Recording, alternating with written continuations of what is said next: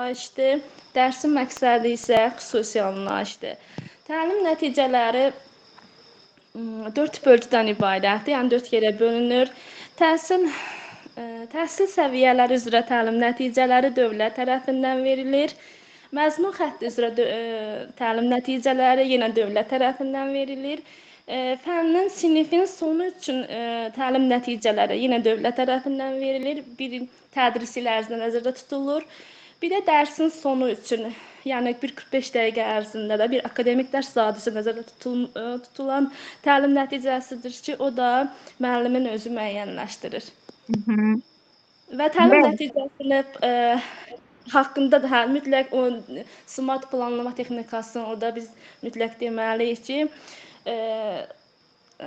müəyyənləşdirərkən dəqiq, düzgün, aydın olmalıdır. Bəli, düz, vaxtı düzgün idarə edilə bilən, bəli, olmalıdır. Sonra vaxtı düzgün idarə edilə bilən olmalıdır, resurslar olmalıdır, düzdürmü? Bəli. Ay, sağ olun. Dəqiq, düzgün, aydın, spesifik olmalıdır, ölçülə bilən olmalıdır, çata bilən olmalıdır. Ay, sağ olun, qiymətləndirilə bilən olmalıdır. Danışın, nə bilirsiniz, danışın. Sonra, yaxşı, bəs alt standart nədir, müəllimə? Niyə bunları hər gün sual-cavab edirəm? Niyə edirəm? Çünki 3 dənə sual verəcəklərsə, bunun biri də, bax, ya təlim nəticəsi olacaq, ya da alt standart. Bax, bunu əminliklə deyirəm sizə. Buyurun. Deməli, alt standart nə idi, Xəyalə müəllimə? Alt standart şagirdlərin bilik və bacarıq səviyyəsinə qoyulmuş dövlət tələbidir. Alt standart sinifdə summativ qiymətlərin aparılmasını təmin edir. 4 əsas funksiyası var. Təlim məqsədlərinin dəqiq olması üçün etibarlı zəmin yaradır. Təlim strategiyalarının düzgün seçilməsində mühüm rol oynayır. Təlimdə inteqrativliyi təmin edir, yəni inteqrasiyanı təmin edir. Sonra bir də nə idi? Təlimin məzmunun davamlı inkişafını təmin edir. Ay, son məzmunun davamlı inkişafını təmin edir. Bu nə deməkdir, müəllimə? Bu nə demək? Yəni şagirdlər sinifdən sinifə keçdikcə alt standartda mürəkkəbləşir, dəyişir, inkişaf edir. Bəli. Yəni bu nə deməkdir? Deməkdir ki, məzmun xətti heç bir zaman dəyişmir. Alt standart isə daim dəyişir. Alt standart dəyişməklə məzmun xəttini inkişaf elətdirir. Sizin məzmun xəttləriniz hansılardır? Azərbaycan dili, dinləyib anlama və danışma, oxu, yazı, dil qaydaları, ədəbiyyat və həyat həqiqətləri, şifahi nitq, yazılı nitq. Bəli, doğrudur. Yaxşı, ikinci məzmun xəttiniz hansı oldu, Xəyalə müəllimə, Azərbaycan dilindən? İlk məzmun xətti müəllimə? İkinci məzmun xəttiniz? İkinci oxu. Deməli, birinci dinləyib anlama və danışma, düzdürmü? İkinci oxu, üçüncü yazı, dördüncü dil qaydaları. Ay, sağ olun. Dördüncü dil qaydaları olmuş olacaq, düzdür. Yaxşı, siz mənə deyin görüm. Şagird sinifdə bax görürsünüz ki, köçürmə halları var. Köçürmə halları. Bax, şagird köçürmə halı müşahidə etdikdə şagirddə necə reaksiya verərsiniz həmin an? Müəllimə, məncə birinci olaraq elə bir şərait yaradılmalıdır ki, köçürmə halı heç olmasın. Yəni deyirsiniz, yəni necə başa salım? Onu necə yarada bilərsiniz? Elə bir köçürmə halı olmasın. Elə bir şey ola bilər. Yəni elə özünüz də inanmaz. Düzdür, olur, amma biz bunu elə yaratmalıyıq ki, yəni belə biraz necə deyim, müəllim ayıq-sayıq deyilik olmalıdır. Yəni belə deyim də. Yəni İlk öncə buna bir şərait yaratmırıq. Ayson. Elə bir şərait yaratmırıq. Ayson. Nəzarəti gücləndiririk. Nə qədər nəzarəti gücləndirsək də Ayson. Müəllimin indi strategiyaları var da. Məsəl üçün çox variantlı testlər eləyə bilər. Düzdürmü? Hamısını eyni variantlı yox, çox variantlı eləyə bilər. Və yaxud da hər şagirdə ayrı-ayrı suallar olsa, kimsə başqa uşaq baxa bilməzlər. Yəni bəli, sualları fərqli eləyə bilər. Aysun, suallar fərqli, variantlar fərqli. Bəli. Və hər şagirdin Ay sağ olun. Hər şagirdin özünə, öz bilik səviyyəsindən bir azca çətin tapşırıqlar verə bilər, yəni özünə uyğun bilik səviyyəsindən bir azca çətin tapşırıq verərək o şagirdi nə edə bilər? Həmin şagirdi nəzarətdə saxlaya bilər. Güclü nəzarət, güclü nəzarət. Heç kəs danışanda sözünüzü kəsməsin. Sözü kəsən adamın səsini alıb çıxardacam qrupdan. Hə, deməli, Xəyalə müəllimə, həmin o şagirdi nəzarətdə saxlamalıyıq, düzdürmü? Nəzarətdə saxlayırıq ki, o artıq görürük, ayna sağa, sola baxır, nəsə köçürmə halı, istəyir ki, köçürə, amma göz təması qururuq deyə, görür ki, müəllimin nəzəri onun üstündədir, ona görə də neyir? Başlayır özünü yığışdırmağa. Biz də həmin uşağa yaxınlaşa bilərik. Bu uşağı, ümumiyyətlə, hamının diqqətini o uşağa yönətməməliyik, düzdür? Olmaz. Ayşat, neynirsən? Sən köçürmək olmaz, nə bilim, yerində əyləş, ver mənə summativi, müəllim summativi alır, uşağı çıxardır, söylə. Olmaz belə hallar. Qətiyyən yol verilməzdir. O şagirdlə göz təması qurursunuz. Qəşəngcə gözlərinizi dinləyirsiniz o şagirdə. O da görür ki, siz ona baxırsınız. Təbii gözünü və yaxud da yanından keçərkən, yanına yaxınlaşıb əlinizi onun partlatına belə qoya bilərsiniz. Vurmaq yox, əlinizi belə qoya bilərsiniz, belə ki, o hiss eləsin ki, yəni mən nəzarət edirəm sənə. Və yaxud da bir dənə summativ vərəqinə kiçik bir xətt qoya bilərsiniz. Qırmızı bir xətt qoya bilərsiniz. Bax, belə kiçicik bir xətt. Ki, yəni, bu nə deməkdir? Mən sənə nəzarət edirəm deməkdir. Köçürmək olmaz deməkdir. Bunu yəni qeyri-verbal reaksiyalarla izah eləmək lazımdır. Yəni beləliklə başa çalmaq lazımdır. Ki, yəni mənim nəzarətim sənin üstündədir. Sonra amma təbii ki, siz onu nəzarətdə saxlayandan sonra bu qeyri-verbal reaksiyaları verəndən sonra təbii ki, şagird artıq köçürmə halı baş verməyəcək, qarşısını almış oluruq və dərsdən sonra isə onunla fərdi söhbət etməlisiniz. Bu nəyə görə buna məcbur olduğunu, buna məcbur edən, yəni bu köçürməyə məcbur edən səbəblər nədir? Onu nəyə məcbur edir ki, köçürsün? Ola bilər ki, bu səhv etməkdən qorxsun, ola bilər valideynin təzyiqi olsun, düzdürmü?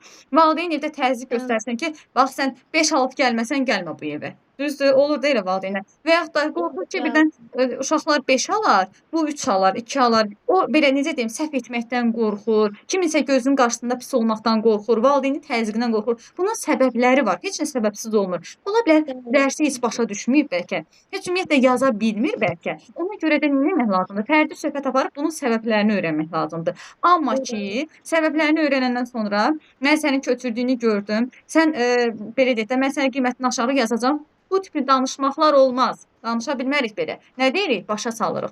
Necə başa salırıq? Deyirik ki, deməli, baxın, fərdi söhbət aparırsınız ki, məsələn, sən köçürməklə sənin o akademik nailiyyətlərinə birbaşa təsir eləyir, səni inkişafdan saxlayır, inkişafdan geri qalırsan, akademik nailiyyətlərinə birbaşa təsir edir və zəifləyirsən. Bu, sən belə deyək də, o deyir, müəllim bəzən tutanda deyir, sən kimi alladırsan, özünü alladırsan da məni allatmırsan. Belə cür yanaşmaq yox, allatmaq nədir? Bunun izahatını vermək lazımdır uşağa ki, bax, köçürməklə nəyinə nəticələnəcək? Bax, bu köçürmək nəyinə nəticələnəcək? Sənin akademik nailiyyətlərin zəifləyəcək, düzdür? O sənin qiymətin olmayacaq da, sən köçürəcəksən, sən özün, bax, bu qiymətləndirməni başa salmaq lazımdır ki, bu qiymətləndirmə son deyil. Yəni, ora yazırıq, o 5, 3, o sənin təlim nailiyyətlərinin səviyyəsidir, göstəricisidir və sən onun əsasında inkişaf edirsən. Güclü və zəif tərəflərini görə bilirsən. Köçürəndə isə görə bilmirsən özünü. Çünki özün yazmaqsan axı. Ona görə güclü və zəif cəhətlərini görə bilmirsən. Öz zəif cəhətlərinin üzərində işləyə bilmirsən. Ona görə bu sənin gələcəkdə də sənə mane olacaq. Bax, bu kimi məqamlar sənin birbaşa akademik nailiyyətlərinə təsir edir. Yəni, birinci başa salmaq lazımdır. Uşağı düzgün şəkildə şagirdə izah eləmək lazımdır. Bəli. Sonra bəs yaxşı, Xəyalən müəllimə, şagirdə nə zaman aşağı qiymət yazarsınız? Şagirdə nə zaman aşağı qiymət? Aha. Deyəlim, müəllimə, summativ qiymətləndirmə test üsulu ilə yerinə yetirmirik. Elə, məsəl üçün, deyələm, 10 suallıq məsəl üçün deyirəm də, deyələm, 10 sual bir testi işləyən zaman, zəif işləyən zaman, məsəl üçün, qiyməti, mən belə deyəm, yəni aşağı ola bilər. Hə, belə deyim də, siz o, ümumiyyətlə, elə bir ki, Xəyalən müəllimə elə o anı gözləyirmiş ki, deyək ki, bax, köçürsə qiymətini aşağı yazaram, məni əsəbləşdirsə, nə bilim, belə, elə bir anı gözləyirsiniz. Elə yox. Necə demək lazımdır? Demək lazımdır ki, Yox, mən yox. şagirdlərə aşağı Məsəl üçün, qiymət yazmıram. Ayson, mən şagirdlərə aşağı aha, qiymət yazmıram. Niyə? Bax, niyəsini demək lazımdır. Çünki burada müəllimin marağı ola bilər də, düzdür? Deyəcək nətər, yəni şagird aşağı qiymət alırsa siz onu niyə bəli. yazmırsınız ki? Ona görə də bax, bu kimi anlaşılmazlıq yaranmasın deyə orada izah vermək lazımdır ki, summativə gedən yol formativdən keçir. Düzdürmü? Siz o formativdə onu inkişaf Bəli, elətdirməlisiniz bəli. ki, siz onu formativdə inkişaf Bəli. elətdirməlisiniz ki, düzgün yönləndirməlisiniz, istiqamətləndirməlisiniz ki, ay sağ olun, summativdə də onu ölçə biləsiniz ki, görüm nə dərəcədə öyrəndi, nə dərəcədə inkişaf elədi, məzmun standartlarına nə dərəcədə yiyələnib bu uşaq. Siz məzmun standartını bir öyrədin, formativ qiymətləndirməni şəffaf, obyektiv, qəşəng keçirin. Ondan sonra görün heç o sinifdə aşağı qiymət alan olacaq yoxsa yox. Bir də ki, sizin məqsəd ola bilər indi biz orada demirik də, uşaqların bəziləri indi şagirdlərdən olur da, bir neçəsi hamısı yaxşı oxumaq deyə bir anlamı yoxdur. İndi orada izah eləməyəcək də, onun üçün də 1-2 nəfər də zəif ola bilər. Bizim məqsədimiz nədir? Elə o zəifi inkişaf elətdirmək. Zəifi nə zaman inkişaf elətdirirsiniz? Formativdə. Summativdə siz onu inkişaf elətdirə bilərsiniz. Yox. Formativ.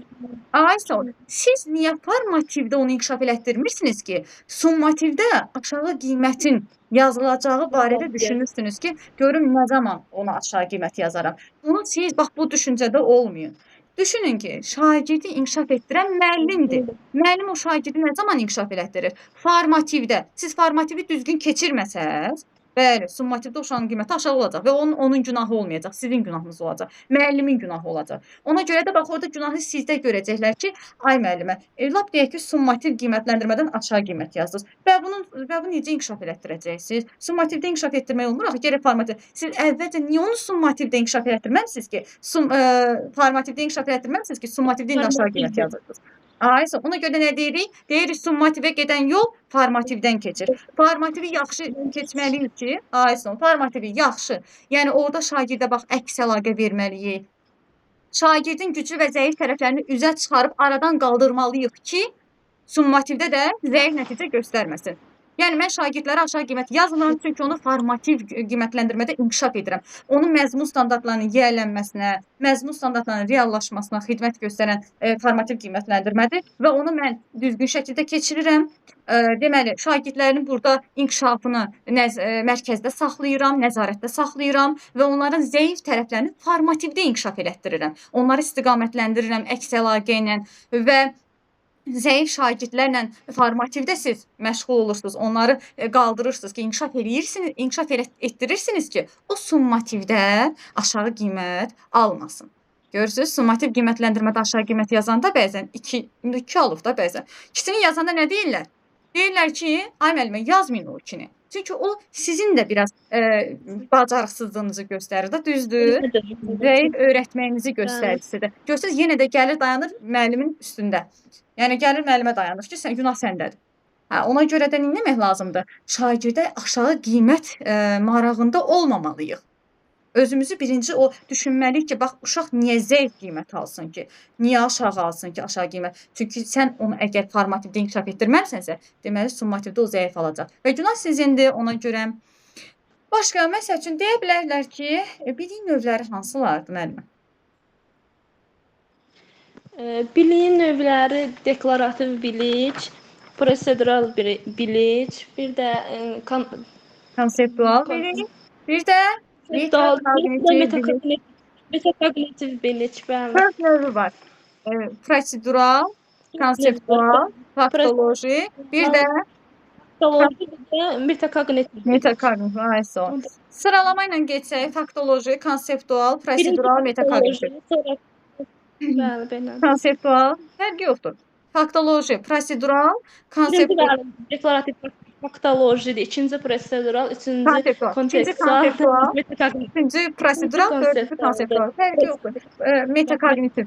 Aysə, metakognitiv fərqi yoxdur. Deyin, elə sıralama ilə desəz də, nə bilim, deməsəz də, elə ən əsası odur ki, biləsiniz ki, 4 növü var. 4 növün 4-ünü də məsələn deyək. Faktoloji bilik. Deyim məlumatda belə hərəsinin haqqında. Faktoloji bilik məlumat xarakterli biliklərə deyilir. Kontekstual bilik fəaliyyət zamanı əldə olunan yeni biliklərdir. Prosedural biliklər daha çox araşdırma, tətbiq etmədə qazanılan biliklərdir. Ay, sağ Metakognitiv ol. biliklərdə idraka söykənən birbaş idraka Yəni söykənən öz bilikdir. strategiyası, şagirdin öz strategiyası, düzdürmü? Metakognitiv biliyi. Bəli. Ay, sağ ol, metakognitiv biliyi. Başqa, deməli, bir dənə də mənə zəhmət olmasa deyin ki, beynəlxalq qiymətləndirmə proqramlarından hansını tanıyırsınız? Teams, Peris bir də Pors müəllimə. Düz dediyim adlarını. Teams'dir, PISA-dır, bir də Teams, Pisa, bir də Peris. Peers. Ay, Peris. sağ ol, Peers. 3 dənədir də. Teams'i deyəcəksiniz, PISA-nı Bəli. deyəcəksiniz, bir də Peers və ya da Peers. Bir də Ay, Peris. bəli, bəli. Bəli. Sonra yaxşı, əla, çox gözəl. Nüşabə müəllimə iştirak etmək istəyirsiniz, buyurun. Müəllimə, bu gün iştirak eləməyim, ilk dəfədir. Biraz müəllimlərə baxım. Onda mən Gəlin sizə dərsdə özün inşallah. təqdimatı atarım. Onun əsasında göstər nə qədər danışmışamsa ücə. Onun əsasında yazarsınız, bir onu hazırlayarsınız, sonra da belə bizim ürəyimizi, könlümüzü açarsınız. Birinci sizdən sonra. Oldu müəllimə, inşallah. Oldu. Baş üstə. Hə, başınız var olsun. Laysa müəllimə, buyurun. Keçən dərsdə yox idiniz. Özünüzü təqdim edin, zəhmət olmasa. Laysa müəllimə buradadır. Buradayım müəllim, bəli. Dünən qoşulmuşdum müəllim. Qoşulmuşdur. Buradaydım. Görürsüz, Bəli. gözümə dəyməmişsiniz, sakit olmuşsuz ona görə. Buyurun.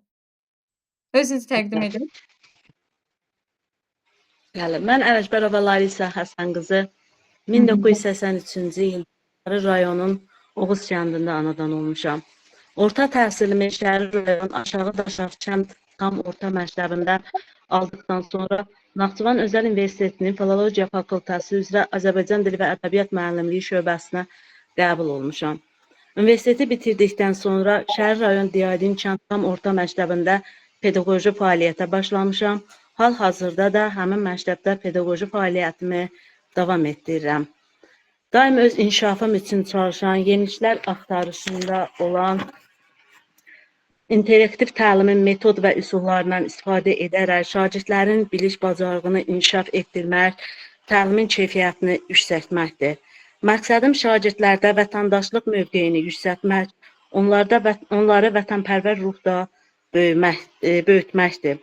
Eyni zamanda dilimizin zənginliyini, şirinliyini, ahəngdarlığını sevdirmək, mənəvi varlığımız olduğunu aşılamaq, ədəbiyyatımızın isə humanizm, vətənpərvərlik hissini və mənəvi dəyərləri, empatiya hissini inkişaf etdirməyə xidmət etməkdir. Aha, deməli, Dağlı da qalıb. buyurun, ardın gətirin. Və ardını da sonra deyərəm, ora qədər konuşum. Yaxşı. Onu da belə deyim, siz onu biraz qısaldın. Çünki orada biraz desəz ki, Tamam. onlar elə beləcə bitirmisiniz. Başqa suala keçəndə demin də ardıma. Tamam. Hə, ona görə yekunlaşdırın ayısı. Yekun biraz qısaldın, yaxşı olacaq. O dayandığınız hissə zaman qədər bəs edir. Deməli, dediniz ki, Hə. Azərbaycan dili Universitetinin Filologiya fakültəsinin Azərbaycan dili və ədəbiyyatı müəllimliyi ixtisasına qəbul olmuşam deyəcəksiniz, şöbəsinə yox. Deyəcəksiniz ki, Filologiya Hə. fakültəsinin Azərbaycan dili ədəbiyyatı gedir də, belə deyək də, ədəbiyyat yox, Azərbaycan dili ədəbiyyatı müəllimliyi. Diplomda belə yazılır. Yəqin ki, sizdə də belə yazılıb. Son. Bölmə. Müəllimliyi ixtisasına qəbul olmuşam. Qəbul olmaq sözünü yadınızda saxlayın. Daxil olmaq yox, qəbul olmuşam deyin. Çünki niyə? O bizim qapı zad deyil ki, ona açıq daxil olaq içəri. O universitetdir, onu gərək bizi qəbul eləyələr. Son. Biz ondan sonra o universitetə gedə bilərik. Aha. Mən qəbul olmuşum yazmışam. Qəbul olmuşam. Qəbul olmuşam, son. Deməli, interaktiv təlim metodlarından istifadə edərək şagird yönümlü, şagird mərkəzli bir dərs qururam dediniz, onu qeyd elədiniz, çox gözəl. Fikrinizi də sonda bir dənə cümlə ilə yekunlaşdırsanız əla olar. Deməli, Bəli, mənim çox fikrim qalmamışdı. Sadəcə sertifikasiyanı deyə bilməmişdim. O qalırdı. Onu əvvələ misal saydım. Soruya Hə, misal saydım, ayso, orada onu hə, qaldı. hə, ayso. O dediniz, interaktiv təlim metodlarından istifadə edirəm, şagird yönümlü dərs keçirəm. Onu axıra Hı. saxlayın. O müəllimlik fəaliyyətiniz dönəmindən ondan danışanda, pedaqoji fəaliyyətinizdən danışanda axıra yaxın onu qeyd edin. Amma sizin o sertifikasiya balınız, MIQ balınız varsa, orada MIQ deməyəcəksiniz. Müəllimlərin işə qəbul imtahanı varsa, diaqnostik varsa, onlar sizin Bəli, bəli. uğurlarınız Onu var. Onları bir siz nə zaman deyin? bəli, mən onu Hal-hazırda mən hal-hazırda həmin məktəbdə pedaqoji fəaliyyətimi davam etdirirəm. O cümlədən sonra onları deməliyəm, Ay, qurmalıyam. sağ olun. Bəli, bəli. Diaqnostik imtahanda və ya da müəllimlər işə qəbulunda və yaxud da deməli 2026-cı ildə keçirilən Azərbaycan dili ədəbiyyat fənni üzrə sertifikasiya imtahanında filan qədər bal toplayaraq uğur əldə edib müsahibə mərhələsinə dəvət almışam. Bəli, bu belə cümlə ilə həmin o pedaqoji fəaliyyətinizdən, daha doğrusu işlədiyiniz təhsil müəssisəsindən dərhal sonra aktaracaqsınız o cümləni. Deməli müəllim, Mən orada da bir cümlə yerləşdirdimlər. bəli. Dərsinizdə hansı təlim modellərindən istifadə edirsiniz? Təlim metodlarından, iş Modellərindən. üsulları və ya Modellərindən. Təlim strategiyaları ayrıdır, təlim formaları ayrıdır, təlim üsulları ayrıdır. Yəni təlim strategiyaları, iş üsulları, iş formalarıdır. Bu heç. Bunu demirəm. Mən nə deyirəm? Deyirəm ki, təlim modellərindən. Hansı təlim modellərindən istifadə edirsiniz? Təlim modelləri hansılardır? Layihə əsaslı öyrənmə, problem əsaslı öyrənmə, oyun əsaslı öyrənmə, sonra başqa nə deyə bilərik? Araşdırma əsaslı, sorğu və araşdırma əsaslı öyrənmə, düzdürmü? Birbaşa təlim modeli, hansından istifadə edirsiniz? Ən yaxşısı birbaşa təlim modelini məsləhət görürəm deməyə. Bilirsiniz niyə? Çünki burada müəllim effektiv öyrənməni təmin edir. Bildiyiniz o scaffolding fasilitatorluq vasitələri var ha. Bax, eyni bu birbaşa təlim modelindədir. Burada nə problem var, nə araşdırma var, nə layihə var, nə bir məhsulun hazırlanması var. Heç nə yoxdur. Burada sadəcə müəllim effektiv öyrənməni təmin edir. Scaffolding vasitələri ilə, fasilitatorluqla, zəif şagirdlərin akademik göstəricilərini yüksəldir. Bax, eyni sizə aiddir. Bax, elə bu birbaşa təlim modelindən danışanda, bax, bu zəif şagirdlərdən də danışın, onu necə yüksəldirsiniz birbaşa təlim modelindən istifadə edərək. Sorğu və araşdırma əsaslı öyrənmədən mövzu və yaxud da hər hansı bir deməli, fikir ətrafında şagirdlərin araşdırması, sual ətrafında mı deyək, mövzu ətrafında mı deyək, araşdırmasını təşkil edirsiniz, araşdırırlar və araşdırma, bunu deyirsiniz ki, yəni araşdırma əsaslı öyrənmə modelindən istifadə edirəm. Sonra yaradıcı təfəkkürlərini ümumiyyətlə inkişaf etdirmək üçün siz layihə əsaslı öyrənmə təşkil edirsiniz. Məsəl üçün, bilirsiniz də, layihə dərsi ayrıdır, layihə əsaslı öyrənmə ayrıdır. Hə, yəni orada bu haqda danışa bilərsiniz. Sonra, deməli müəllimə, emosional intellekt nədir? Emosional intellekt özünü öz hisslərini anlaması, öz hərəkətlərini idarə edə bilməsi, eyni zamanda başqasını anlaması və özünü onun yerinə qoya bilən bir intellektdir. Aha. Və bura Qoya bilmək bacarığıdır, belə deyək. Başqasının yerinə qoya bilmək bacarığı, özünü motivasiya etmək bacarığı, öz hisslərini dərk eləmək, özünü anlamaq, düzdürmü? Başqasına düzgün ünsiyyət, münasibət qurmaq. Empatiya, düzgün münasibət qurmaq, bəli, bunlar da onun üçün. Ay, sağ olun. Bax, bu emosional intellekti nə zaman formalaşdırarsınız sinifdə? Necə formalaşdırarsınız? Bu haqda geniş danışın. Bax, çox gözəl bir, belə deyək də, bacarıqdır bunlar. Çox gözəl bir mövzudur ki, əlavə olunub bu kurikulum, deməli, dərsliyinə, bu metodika deyək də, metodikaya əlavə olunubdur və bu şagirdlərə bilirsiniz necə faydası var. Şagird burada emosional intellektini ümumiyyətlə formalaşdıranda şagirddə bullying hadisələri, konfliktlər, problemlər azalır. Sinifdə minimuma enir. Bəli, bunlar emosional intellekt şagirdlərin birgə fəaliyyətinə, əməkdaşlığına, bir-birini anlamasına, düzgün münasibət qurmasına gətirib çıxarır ki, bütün bu şagirdlər arasına nə qədər əməkdaşlıq düzgün qurulsa, ünsiyyət düzgün qurulsa, onların akademik bilikləri də o qədər inkişaf etdirər və sinifdə olan nizam intisamsızlığı da aradan qaldırmış olar. Bəli, doğrudur. Ay, sağ olun. Deməli, burada, bax, dəstəkləyici mühit deyirik ya. Bax, dəstəkləyici mühitdir, sonra emosional intellektdir, mənəvi dəyərlərdir. Bunların hər biri sağlam psixoloji mühitə aiddir. Sağlam psixoloji mühit. Bilirsiniz ki, effektiv öyrənmə, nədən? Birinci effektiv öyrənməni təşkil etmək üçün nə etmək lazımdır? Sağlam mühit qurmaq lazımdır, düzdürmü? Effektiv öyrənmə sağlam Psixoloji mühit. mühitdən asılıdır. Bunlar bir-birinə bağlıdır.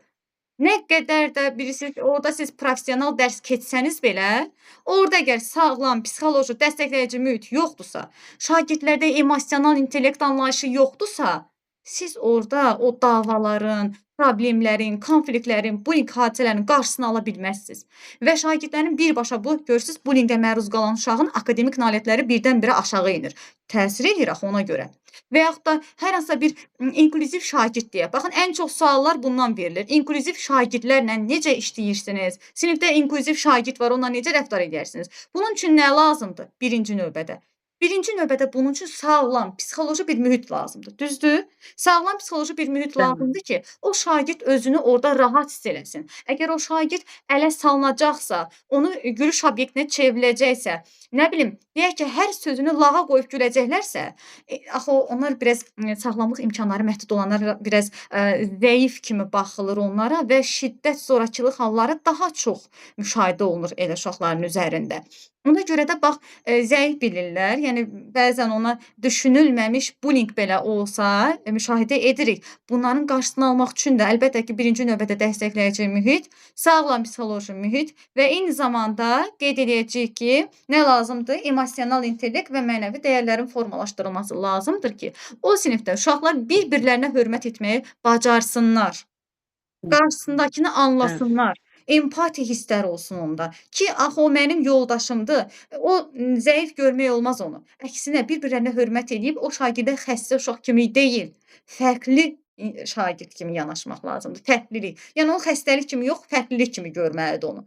Və eyni zamanda ümumiyyətlə inklüziv bir mühiti əgər biz düzgün qursaq, inklüziv mühitin o qaydalarına əməl etsək, mənə elə gəlir ki, ümumiyyətlə biri var, uşağa siz deyirsiniz ki, şagirdə başa çalışırsınız ki, bir-birinizə hörmət edin, nə bilim, yoldaşınıza kömək edin, bax belə insanları ələ salmayın, gülməyin, hörmət edin.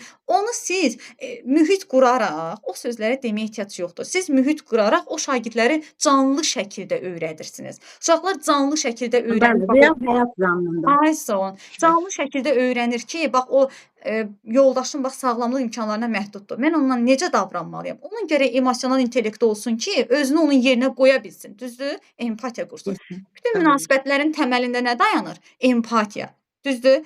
Empatiya olan münasibətdə o münasibət sağlam, konstruktiv münasibətdir. Sağlam, konstruktiv münasibətin kökündə empatiya dayanır. Çünki insan bir-birini başa düşməsə, bir-birini anlamasa, əlbəttə ki, heç bir zaman düzgün münasibət qura bilməz. Eynilə də uşaqlarda bunu formalaşdırmaq lazımdır. Bəli. Bəs yaxşı. Deməli, şagirdlərin, zəif şagirdlərin nailiyyətlərini necə yüksəldərsiniz?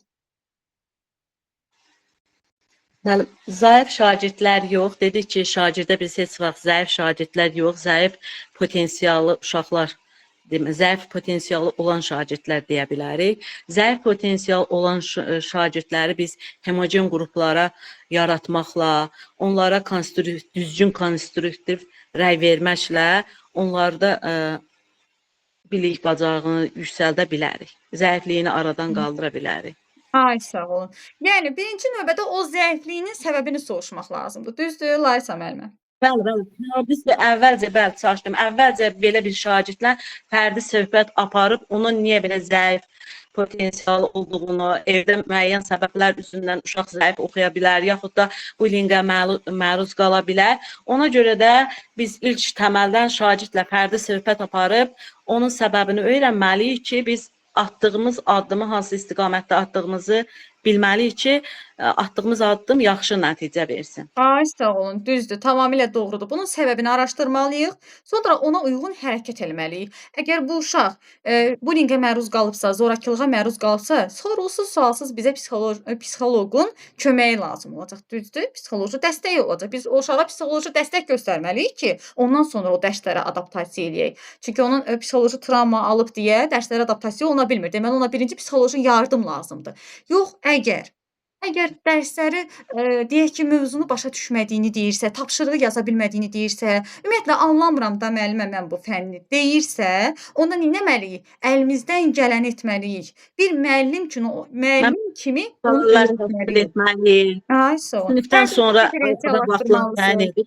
Ay sağ ol. Tədrisi birinci diferensiallaşdırmalısınız. Sonra fasilitator skaffoldinq vasitələrindən istifadə edərək kömək olmalısınız, dəstək olmalısınız.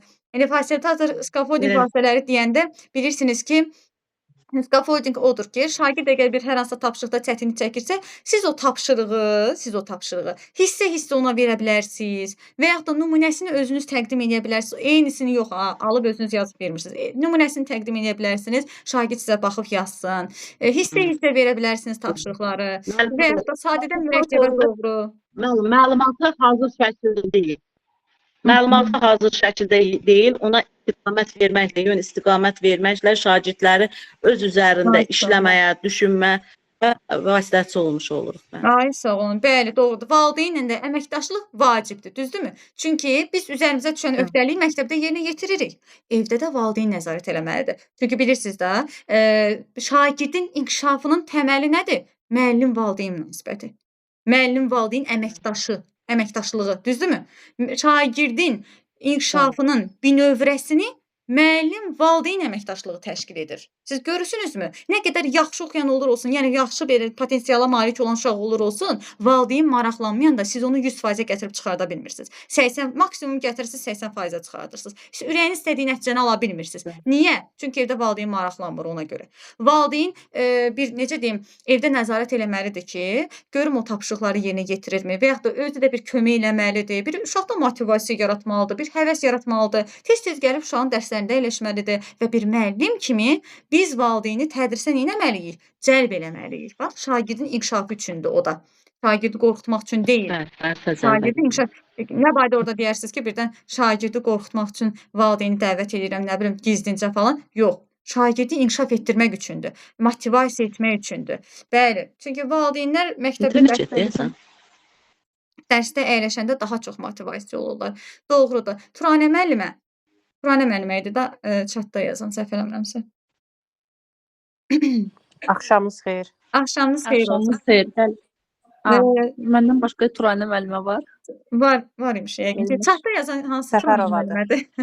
Mən idim indi. Səfərov. Qapalı düşüncə, açıq düşüncə tərcümə Ay, edirsiniz sağ ol. müəllimə. Bəli, Mən idim bəli. yazan. Turanə müəllimə, şagirdi Bəli. qapalı düşüncədən açıq düşüncəyə necə keçirərsiniz? Müəllimə qapalı düşüncədən açıq düşüncəyə keçirtmək üçün şagirdim, deməli şagirdə hələ sözündən istifadə etməyə nə deyirik? Öyrətməliyik. Etməyi öyrətməliyik ki, uşaq, şagird nə isə bacarmayanda mən bunu bacarmıram deməsin, onun yerinə mən bunu hələ bacarmıram desin və ona yenə fasilitator skaffoldinq yardımları ilə vasitələri ilə kömək etmək və sən hələ bacarmırsan ona izah etmək. Yəni sən hələ bacarmırsan bunu demək, başa salmaq. Sən Hələ ki bacarmırsan və bacarırsan. Ay son, sən hələ ki bacarmırsan. Yəni uşaq birdən deyir ki, ay yox, bu fənn mənlik deyil. Öyrətmə kitabı qoyur kənara. Bu zaman öyrətmək lazımdır ki, nə? Sən hələ ki bacarmırsan. Sonra 5 dənə yol var idi. O 5 dənə yolu sayın, bitsin. Şagirdlərin birinci növbədə düşüncənin dəyişilə bilən olduğunu başa salmalıyıq ki, bax sən deyirsən, mən bacarmaram və yaxud da yox bu mənə görə deyil. Mən riyaziyyat olur da, ən çox da riyaziyyat fənnində çətinlik çəkirlər uşaqlarımız. Ən çox %90% uşaq deyirəm riyaziyyatda çətinlik çəkir. Bax onun, yəni o riyaziyyatın çətinliyini görür. Elə bilir ki, ona heç vaxt riyaziyyat öyrənə bilməyəcəklər. Ömrü boyu heç vaxt öyrənə bilməyəcəklər. Bu fikri şagirdin beynindən çıxartmalıyıq. Deməliyik ki, düşüncə, bax bu düşüncə ki var, dəyişilə bilən olanı, yəni dəyişə bilən olduğunu başa salmalıyıq ki, uşaqlar siz bunu, bax indi bu düşüncədəsiniz ki, siz bunu heç vaxt öyrənə bilməzsiniz. Amma çalışsanız, öz üzərinizdə işləsəniz, güclü və zəif tərəflərini üzə çıxardıb, müəllim də əlbəttə ki, sizə kömək eləyəcək. Yəni köməkli vəziyyətdə müəllim də sizə kömək eləyəcək. Yəni siz öz fənninizdən söhbət gedirsə və yaxud da başqa bir fənni misal çəkirsinizsə, müəllimin də fəaliyyətini burada vurğulayırsınız ki, şagird deməsin də mən onu texnicə bacaracam. Yaza bilmirəm, day müəllim deməsin. Əlbəttə ki, müəllimin də burada öhdəliyi var. Başa salmalıyıq ki, bax öz üzərinizdə çalışmaqla, öyrənməklə, müəllimin köməkliyi ilə öyrənəcəksiniz. O düşüncə dəyişilə biləndir. Bugün bilmirsiniz, amma sabah üzərinizdə çalışsanız sabah biləcəksiniz. Hələ ki bacarmırsınız siz. Sonra düşünmə vaxtı verməliyik şagirdlərə. Düzdür? Bir sual vermisiniz. Müəllim var ki, bax sual verir. Uşaq cavab verə bilməyən kimi ünvanlayır digər uşaqlara. Bu düzgün bir yanaşma deyil. Gözləməliyik. Ayson, uşaq robot deyil, uşaq kompüter deyil. Neynəməliyik? Vaxt verməliyik ki, o düşünsün. Düşünmə vaxtı verməliyik. Çünki şagirdə anında reaksiya verəndə ki, yox bilmirsən, keçərləş, qapalı düşüncəyə keçir. Qapalı düşüncəyə keçir, özünə qapanır və o fəndən soyuyur. Heç o dərsdə iştirak eləmək istəmir. Ona görə də düşünmə vaxtı vermək lazımdır. Təriflərə fikir vermək lazımdır. Həddən artıq şişirdilmiş tərif nə edir? Şagirdi qapalı düşüncəyə aparır. Qapalı Düzdür? düşüncəyə konstruktiv rəy verməliyik. Ay, sağ olun. Bəli, konstruktiv rəy verməlisiniz, bir də təriflərinizə fikir verməlisiniz. Niyə? Çünki həddən artıq şişirdilmiş tərif, məsəl üçün, sən bu sinifin gözüsən, sən əlaçısan, sən yaxşı oxuyansan. Bax, bu sözlərdən istifadə ediriksə, sabahlarım şagird bir dənə testi yaza bilməyəndə deyəcək, yox, mən müəllimin yəqin gözündən düşdüm. Aparmayacaq. O tapşırığı sizə gətirib göstərməyəcək və beləliklə şagirdin akademik nailiyyətləri zəifləyəcək. Enəcək aşağı. Düzdür? Qapalı düşüncəyə Bəli, keçəcək. müəllim, bu qalacaq tərif sinifdə dediyiniz də rəydir də, düzdür, yoxsa? Tərif yox. Birisi necədir? Məsəl üçün, afərin, əhsən, sadəcə bu sözlərdən istifadə edirsinizsə, afərin, əhsən, bax bu tipli sözlərdən istifadə edirsinizsə, bunlar elə bil ki, bunun tərifin şişirdilmiş forması deyil də, bu motivasiya edicidir. Çünki afərin, əhsən sözlərini deyəndə də, sadəcə bunu deyəndə bu da rəy hesab olunmur da. Sadəcə bu sözdən ibarət deyirsə, bu rəy deyil, rəy geniş şəkildə olmalıdır. Tərif ayrıdır, əks əlaqə ayrıdır. Əks əlaqədə də şişirdilmiş təriflərə yer vermək olmaz. Yəni emosiyalara yönəlik rəy olmaz. Bəli, danışırıq, məsəl üçün deyirik ki, bax, afərin, düz yazmısan. Mən onsuz da bilirdim ki, sən Azərbaycan dilini yaxşı bilirsən, mən bilirdim ki, onsuz da sən bunu yazacaqsan. Görürsünüz, mən rəy verə-verə həddən artıq tərifə də yer verdim. Ona görə bu emosional rəydir və destruktiv rəydir deyəcəyik. Və sonra nə etməliyik? Şagirdə dedik, düşünmə vaxtı verməliyik, konstruktiv rəy verməliyik, düzdürmü? Düşüncənin dəyişilə bilən olduğunu başa salmalıyıq, hələ ki bacarmıram ifadəsini öyrətməliyik. Bu da oldu 5 yolu. Doğrudur müəllimə. Bəs yaxşı. Məktəbə hansı Müəllimə, tövbələr? olar bir dənə sual, çox üzr istəyirəm, bir dənə sual verim. Buyurun. Bu siz sual verirsiniz, indi sertifikasiya müəllimlərinə Bəli. deyəsən ancaq deyirsiniz də. Bəli. Məzmun xətləridir, alt standartdır. Bunları MİQ-də də bizdən də soruşurlar, yəni bizim Bəli, siz müsahibəmizdə. icmal aparacaqsınız. Müsahibədə icmal yazacaqsınız MİQ-də. Onun məsəl üçün ola Aha. bilər icmalı soruşmasın, icmalda olan alt standartı soruşsun ki, alt standart nədir? Elə adam var, heç icmalına baxmayıblar müsahibədə. Heç icmal soruşmayıblar. Bəli. İcmalda olanları soruşurlar, deyirlər gedə bilərsiniz. Yəni belə də olub. Aha. Elə adam var ki, bax əziyyət çəkir, oturur dünya görüşünü. Nə bilim, heç bəlkə də tarixçilər o qədər oxumur ha. Oturub elə o qədər oxuyur ki, gedir 2 dənə sual verilir. Ən çox da bilirsiniz, onu elə çox oxumağa baxmırlar. Bilirsiniz necədir? Azərbaycan öz dövlətimizə aid olanları oxuyun birinci. Bax bu müharibələrdir, Aprel döyüşləridir, Tovuz döyüşləridir, sonra Heydər Əliyevin hakimiyyət illəri, İlham Əliyevin hakimiyyət illəri, bu deməli digər deyək ki, məsəl üçün Azərbaycanın deyək ki, üzv olduğu və yaxud da deyək ki, başqa əlamətdar günləri falan. Bax bunlar yəni dövlətimizə aid olan o rəmzləri, atributlar neçəncidə qəbul olunub, nə vaxt əlamətdar hüzn günləri. Bunları bilin mükəmməl şəkildə. Bu sizə bəs eləyir. Bəli. Yerdə qalanlar məsəl üçün onu məlum məsələdir ki, durub mənə məsəl üçün BMT-dən sual verəndə mən onu səhv demək ehtimalım var da, düzdür. İndi orada da düzdür, belə deyək də, biri var, siz öz ölkənizdən verilən sualı bilməyəsiniz. Bir də var, coğrafiyadan verilən suala səhv cavab verəsiniz. Hansı daha mənfidir? Öz ölkəmizdən verilən suala cavab verməsi. Ona görə də elə adam var ki, 2 sualdan keçirirlər. Deməli, keçən illərim MİQ-çilərimə verilən sual nə idi? Heydər Əliyevin hakimiyyət illəri idi, Gülüstan, Türkmənçay müqaviləsi, əsrin müqaviləsi, deməli, bir də rəmzlərin qəbul olunduğu il, AXC dövrü, bax belə. Bunlar idi. Çox da orada, yəni bir də psixoloji suallara əlbəttə ki, hazır olmaq lazımdır və ondan əlavə Turanə müəllimə, bu metodikadan ki, sual-cavab edirik, bəli, orada da var. Əlbəttə, orada da var. Sonra, deməli müəllimə, sual verəcəydim sizə. Sinifdə, deməli, Sinifi necə idarə edirsiniz ümumiyyətlə? Sinifi necə idarə edirsiniz? Müəllimə, ən belə qəribə suallardan mənə verir. Sinifi necə idarə edirəm müəllimə?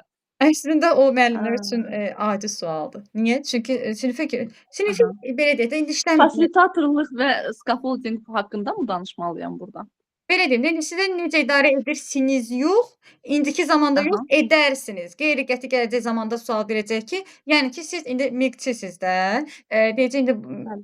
metodikanı oxuyub gəlib, anlayışı var. Zaten orada yoxlayırlar bunu və deyəcəklər ki, müəllimə, necə idarə edərsiniz? Bax, getdiniz sabahlarım sentyabrın 15-də girdiniz sinifə.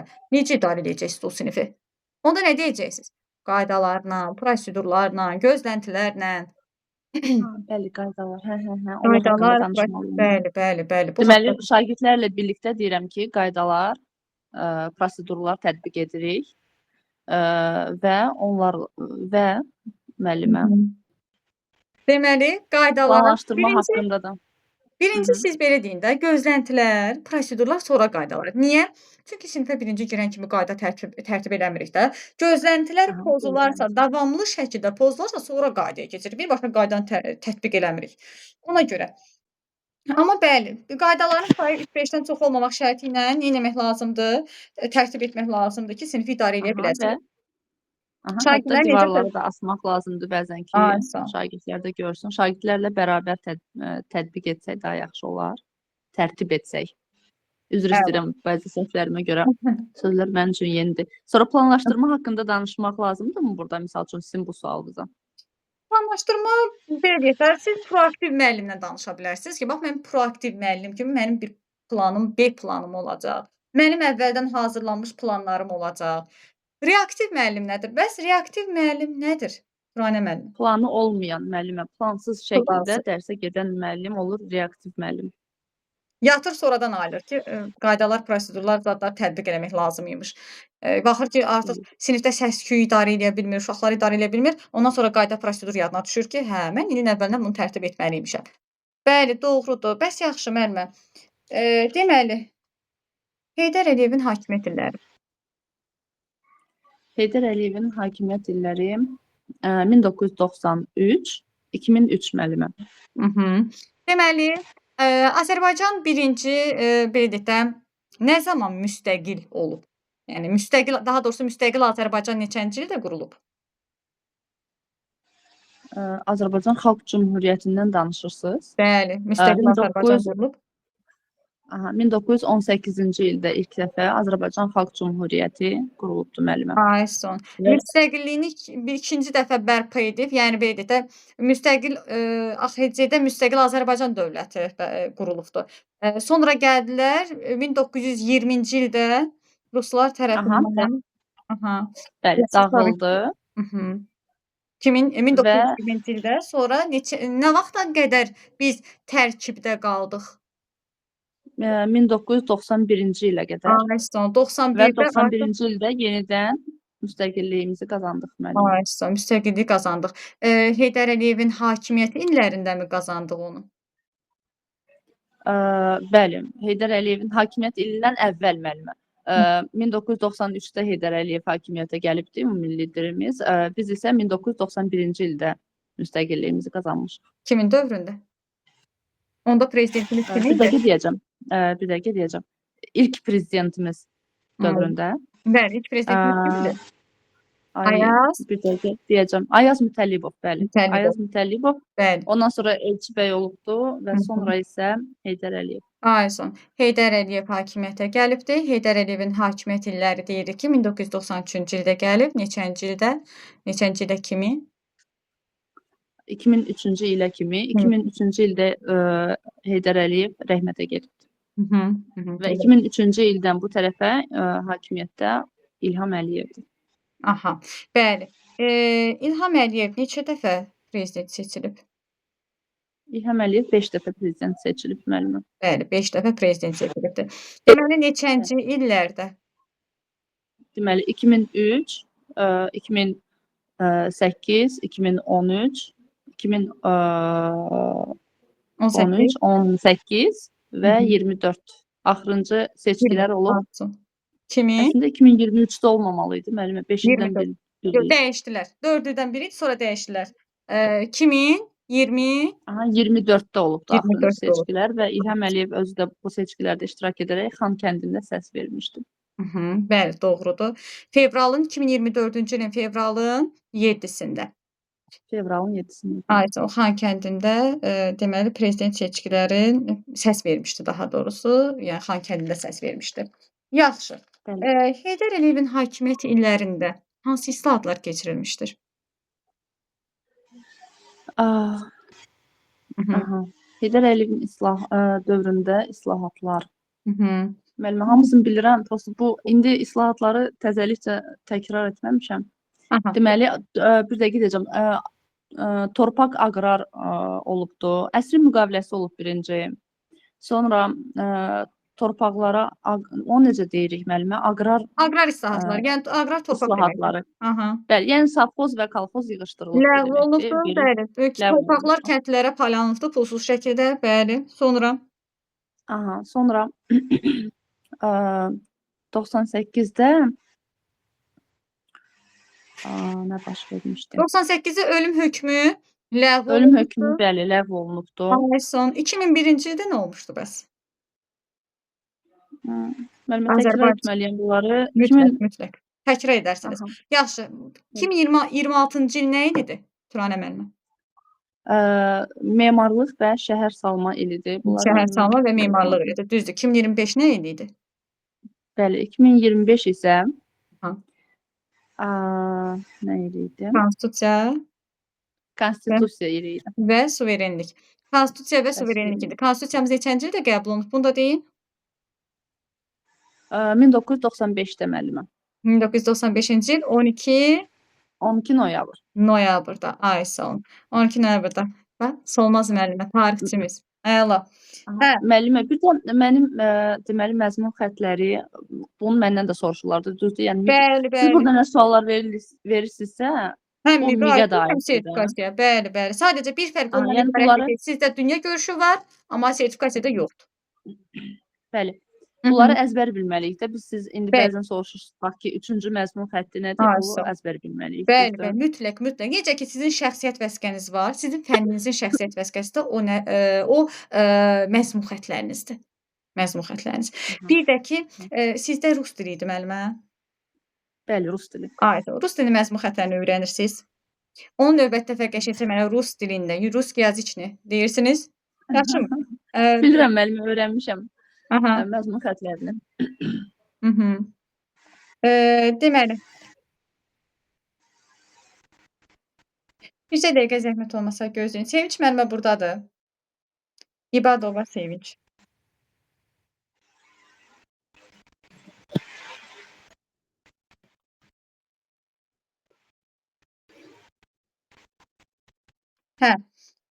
Deməli, müəllimlər, qoşula bilməyəndə olur ki, müəllimlərimiz qrupa atıram, deyir ki, qrupdan məsəl üçün link açmır. Şəxsi atanda açılır. Çünki telefonunuzun ola bilər yaddaşı, yəqin ki, yaddaşında problem var, dolub yəqin onun üçün. Deməli, Turanə müəllimə, sizlə bitirdik. Sizi çox yormayacaq. Bir dənə siz sağ olun. O məzmun xətlərinizi öyrənin, bax əzbərdən soruşacağam növbəti dəfə. Başınız var olsun. Deməli, sonra baxım görüm. Alxazova Mehriban burdadır. Alxazova Mehriban müəllimə. Görün burdadır. Burdadır, amma danışmayacaq, bilirəm. Həmişə gözüm onu axtarır. Bax, çox həyəcanlı, çox da. Bax, Xəyalə müəllimə deyirdim hamısına həyəcanlıdır. Təsəvvür edin ki, Mehriban müəllimə sizdən də həyəcanlıdır.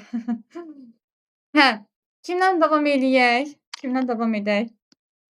Davam edək Ağustə müəllimədən. Ağustə müəllimə. Buyurun, səsi açın. Tam sərbəst olun. Ay müəllimə. Mən sabah cavab verərəm də. Yaxşı. Sonra deməli, Sənəm müəllimə. Sənəm müəllimə. Bəli, müəllimə, axşamınız xeyir. Axşamınız xeyir olsun. Hə, indi Ay özümü Allah, sənin də axşamın xeyir, ay gözəl. Həmişə mənə axşamın xeyir deyir o. Hə, hə. deməli müəllimə, buyurun özünüzü təqdim edin. Mən Əlicanova Sənəm. Bir dəqiqə mən keçmə bir otağa. Mən Əlicanova Sənəm. 1993-cü il 26 oktyabr Şabran şəhərində anadan olmuşam. 4 nömrəli tam ümumi təhsil məktəbində təhsil almışam. Eyni zamanda musiqi məktəbində fortepiano ixtisası üzrə də təhsil almışam. Məktəbi bitirdikdən sonra Bakı Musiqi Akademiyası nəzdində Əsas Zeynallı kollecinə daxil olmuşam. Yenə də fortepiano ixtisası üzrə buranı bitirmişəm. Daha sonra Azərbaycan Dövlət Pedaqoji Universitetinə musiqi müəllimliyi fakültəsinə daxil olmuşam. Buranı da bitirmişəm. Oxuduğum illərdə universitetdə keçirilən tədbirlərdə iştirak etmişəm və sertifikat diplomlarla təltif olunmuşam. Daha sonra fəaliyyətimə Bakı şəhəri Nəsimi rayonu 35 nömrəli tam orta ümumi təhsil məktəbində musiqi müəllimi olaraq başlamışam. Burada əslində mən başqa yerdə də işləmişəm. Onu demişdiniz ki, demədə. Musiqi məktəbində də işləmişəm 7 il. Hə, onu demirəm. Deyirəm ki, hal-hazırda Bakı şəhər 35 nömrəli tam orta ümumi təhsil məktəbində musiqi müəllimi kimi fəaliyyət göstərirəm. Fəaliyyətim müddətində həm məktəbimizdə keçirilən bütün tədbirlərdə, eyni zamanda nazirlik tərəfindən keçirilən müsabiqələrdə xor kollektivimizlə birlikdə iştirak etmişik və sertifikatlarla, diplomlarla təltif olunmuşuq. İndi isə məqsədim isə deməli dərs dediyim uşaq, yəni yox bir dəqiqə, məqsədim tədris etdiyim siniflərdə musiqi zövqünü, musiqi estetik duyumunu, Azərbaycan və dünya bəstəkarlarının tanınmış, seçilmiş əsərlərini uşaqlara tanıtmaq və musiqi zövqünü formalaşdırmaqdır. Ay Allah, çox gözəl. Bir dənə orada daxil olmuşam, yox, qəbul olmuşam. Hə, qəbul olmuşam. Hər Ay, dəfə deyirsiniz. qəbul olmuşam. Bir də ki, nə edirsiniz? Deməli, daxil olmuşam, sonra bitirmişəm, bura daxil olmuşam. Yəni bu cümlələri birləşdirin, bir dənə mürəkkəb cümlə alındırın. Bəli. Sonra elə məsəl üçün fəaliyyətləriniz var ki, onu birləşdirib, qısaldıb, belə deyək, bir mürəkkəb cümlə şəklində deyə bilərsiniz.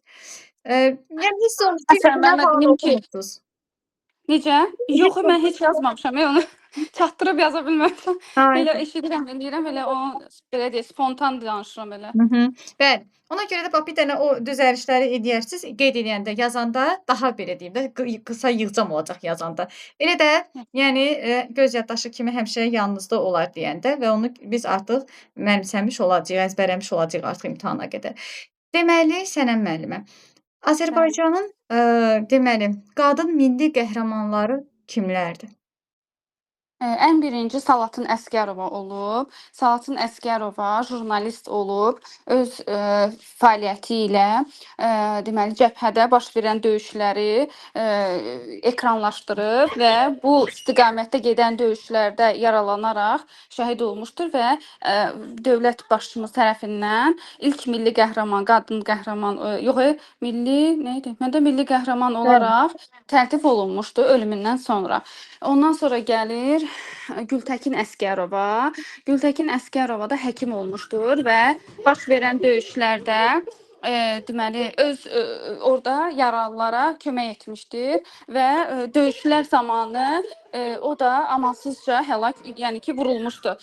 Erməni silahlı qüvvələri tərəfindən qətlə yetirilmişdir. Ondan sonra gəlir Hökümə Əliyeva. Hökümə Əliyeva da 24 dekabr 2025-ci ildə yoxsa 2024 idi? 24-cü ildə, 25 dekabr 2024-cü ildə deməli Azalın Bakı Qrand. Bakı Grozny istiqamətində, reysində deməli ekipaj üzvlərindən, əsas ekipaj üzvlərindən biri olur və baş verən hadisə zamanı böyük qəhrəmanlıq göstərir və bir çox insanın həyatını xilas edir. Lakin özü deməli həlak olmuşdur və Hı. o da ölümündən sonra milli qəhrəman adına layiq görülmüşdür. Ay, sağ olun. 8 avqustda, deməli 1909 Ad günü. ay, ad Hə, neydi? çox gözəl, əla. 90. Çox gözəl səsləndirdiniz, yəni dediniz. Hamısını əzbərləmisiniz. Yaxşı və sənə müəllimə, ən sonuncu avqustun 1-də itirdiyimiz şairimiz, yazıçımız kim olub? O da var idi orada. Bir dəqiqə. Yox, onu sadəcə PDF-lərdə yox idi, amma düşünürəm ki, bəli, Nəriman yazılı. Nəriman Nəriman Həsənzadə. Həsənzadə. Nəriman Hə, Həsən təzəlikcən. Hə, təzəlikcən. Təzəlikcən avqustun 1-də bu il 2026-cı ilin avqustun 1-də çünki o hər ehtimala qarşı, yəni sual veriləcək, yəni ehtimalda olan suallardandır. Yenicə itirdiyimiz şair, yazıçımız kimdir? Nəriman Həsənzadə Nəriman deyəcəyik. Həsənzadə. Ay sağ olun. Yaxşı. Polad Həşimov kimdir? Hə, Polad Həşimov, İsrail oğlu Həşimov, o da Vəndam kəndi, Qəbələ rayonunda Vəndam kəndində anadan olmuşdur. Lakin yaşayışını Sumqayıtda yaşamışdır. Aprel Sumqayıtda döyüşlərində yaşayıb 2016 böyümüşdür. Aha. böyümüşdür. Aprel döyüşlərində qəhrəmanlıqla iştirak etmişdir və deməli Aprel döyüşlərinin ümumiyyətlə idarə olunması ona tapşırılmışdır və o da yəni çox qəhrəmanlıqla iştirak etmişdir. Daha sonra 2020-ci ildə iyul döyüşləri olub, 12 iyulda başlamışdır və 14 iyulda həmin döyüşlər zamanı Polad Həşimov həlak olmuşdur Şəhid olmuşdur. və Şəhid olmuşdur. şəhid Aha. olmuşdur. Hə, şəhid olmuşdur. Şəhid olmuşdur. Ə, Hansı döyüşdə? iyul döyüşləri idi də. Adı nə idi Yəni onun? Tovuz döyüşləri. Tovuz döyüşləri, hə. Ayşə, Tovuz döyüşlərində, bəli. Deməli, Aprel döyüşlərinin iştirakçısı, sonra 1-ci Qarabağ müharibəsinin iştirakçısı, İştirakçısı. Azərbaycanın milli qəhrəmanı, eyni zamanda deyəcək ki, deməli, Azərbaycan Silahlı Qüvvələrinin general-mayoru Polad Həşimov, deməli, Tovuz döyüşlərinin şəhididir. Bəs yaxşı, Polad Həşimovla eyni gündə şəhid olan Hə, o da polkovnik İlqar Mirzayev olmuşdu. İlqar Mirzayev olmuşdu. O da deməli o harda? Bir dəqiqə deyəcəm onu da. bəli, İlqar Mirzəyev də Gürcüstanın Hə, Qardabani Gürcüstanın. Hə. Hə, Qardabani Gürcüstanda. şəhərində anadan olmuşdur, Gürcüstanda. Hə. O da Gürcüstanda anadan olmuşdur. O da onlar birlikdə iyul 2020-ci ildə olan Tovuz döyüşlərində iştirak ediblər. İkisi də 14 iyul ön cəbhədə deməli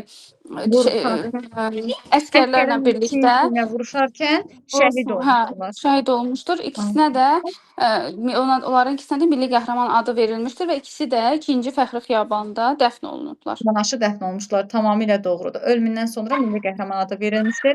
Hətta Polad Həşimova qeyd edə bilərsiniz ki, Aprel döyüşlərinin iştirakçısı olmuşdur və buna görə də vətənə xidmətə görə ordeni ilə Azərbaycan Respublikasının prezidenti Heydər Əliyev tərəfindən tərtib olunmuşdur.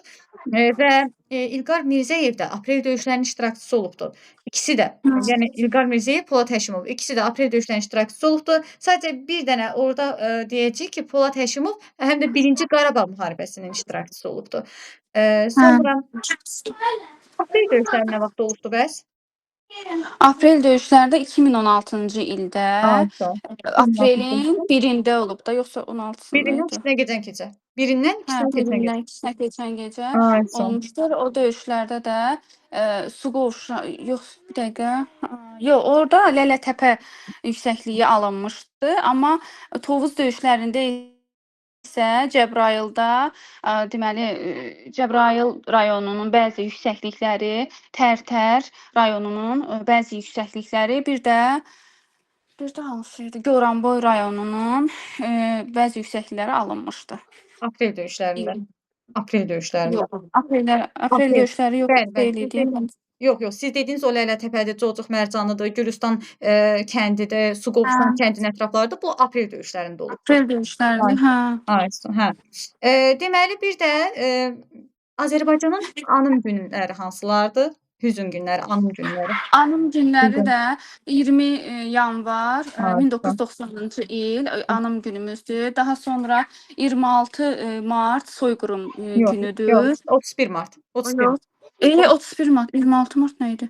31 mart soyqırım günü. Başqa bir də 26 fevral.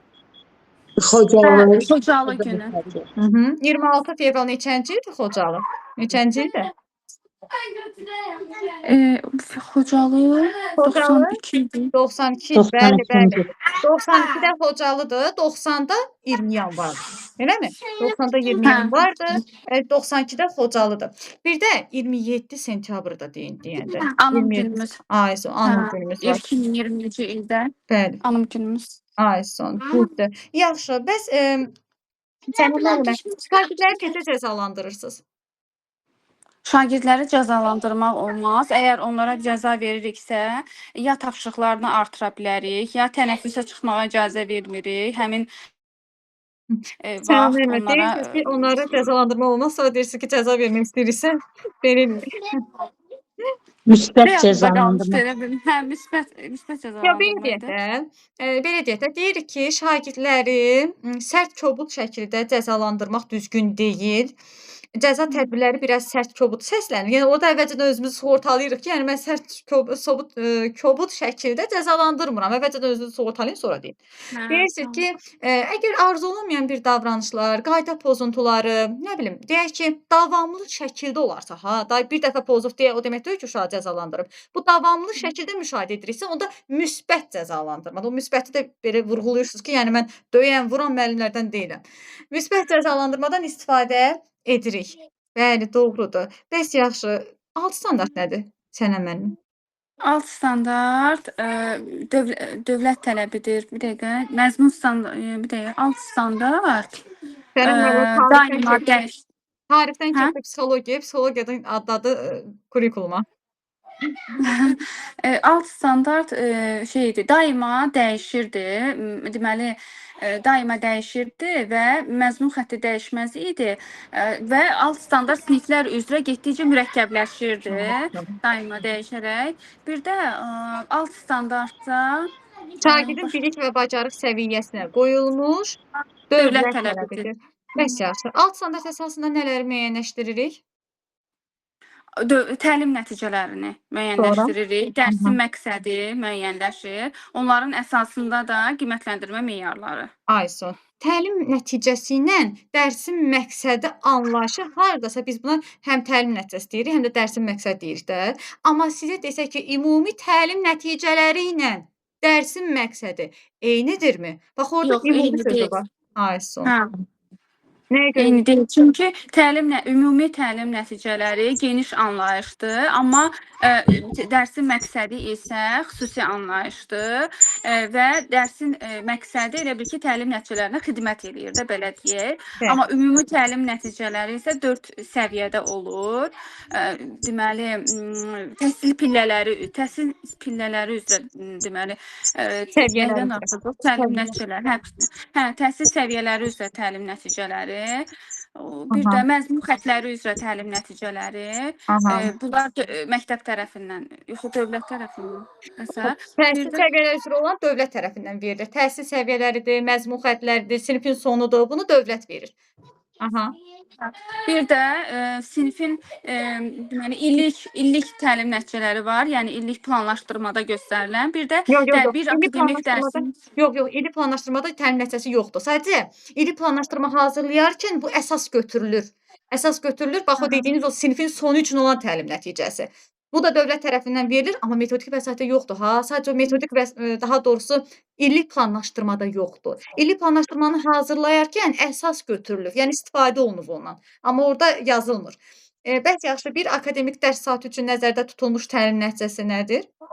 Onda gündəlik planlaşdırmada biz qeyd edirik. Bizim gündəlik planlaşdırmamızda qeyd edirik. Ayson. Qeyd edirik. Qeyd edirik və alt standartdan çıxarırıq, düzdürmü? Ayson, alt standartdan çıxarırıq. Deməli, meyarı nəyə əsasən çıxarırsınız? Meyarı da qiymətləndirmə meyarını məqsədimizə görə, yəni yox bir dəqiqə. Qiymətləndirmə meyarları uşaqlara əvvəlcədən Məqsəd. verilir ki, Nədən? e, Aha. onlar axırda, yəni onlar nəyi əldə edəcəklərini əvvəlcədən bilsinlər və ona uyğun öz yollarını, istiqamətlərini aparsınlar. Ay, sağ olun. E, Bəs o meyar nədən çıxarılır?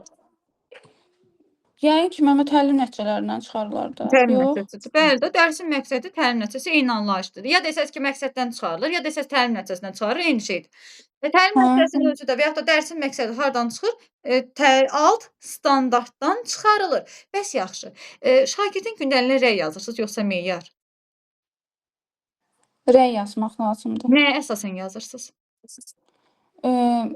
Rəyi onun konstruktiv rəy veririk də biz ona Nəyə? və çıxışına görə, nəsə sual-cavabda iştirak elədiyinə görə, Meyara görə. Meyara görə. meyara görə. Hə, bu qiymətləndirmə meyarlarına görə biz ona Harika. rəy veririk. Hə. Ay, sağ olun. Bəli, elə başa düşün ki, yəni birinci alt standart gəlir, ikinci məqsəd gəlir, sonra meyar gəlir, ən sonda rəy gəlir.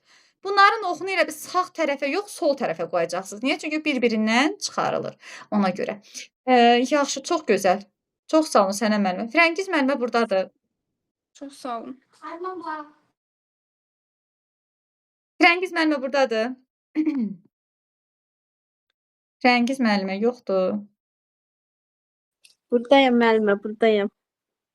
Niyə səsinizi açmırsınız? Mən dünənlərdə sizi gözlədim.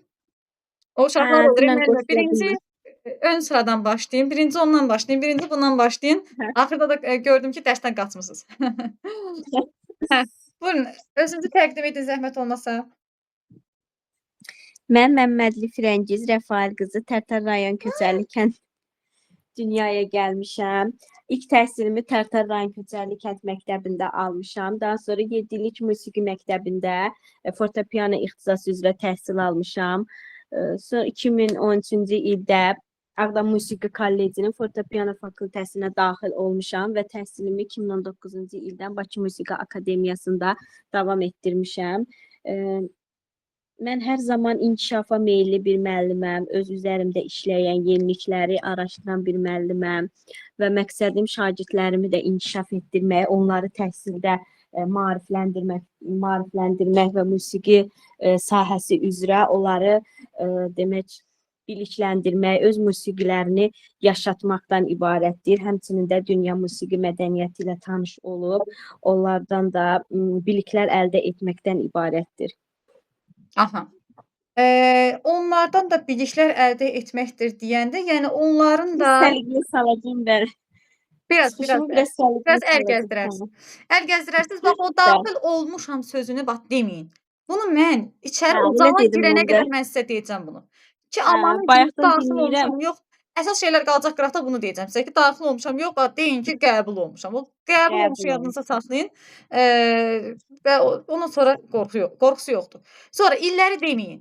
Bir dənə adan olduğunuzu Hə. bildirsiniz, kifayətdir. Bilmirəm onu kim icad edib, kim çıxardıb, nədir o elə, illəri birdən görürsünüz, tarix dərsi, doğru. Bir də gördünüz onlar yoruldu, dedilər ki, müəllimə, kifayətdir. O 8 balında istəmərik ki, 4-ünü yazsınlar bizə. Ona görə də bax, çox yorucu danışmırıq, çox uzun-uzadı danışmırıq. Bacardığınız qədər cümlələrinizi qısaldın. Demirəm, 2 cümlə deyin. Amma belə deyək də, çox müəllim var ki, nə bilim, neçənci sinifdə 1-ci sinifə gedir, neçənci sinifdə 11-ci sinifə qurtarıb, neçənci sinifdə universitetə girir. Onlar nəyinə lazımdır neçənci ildə?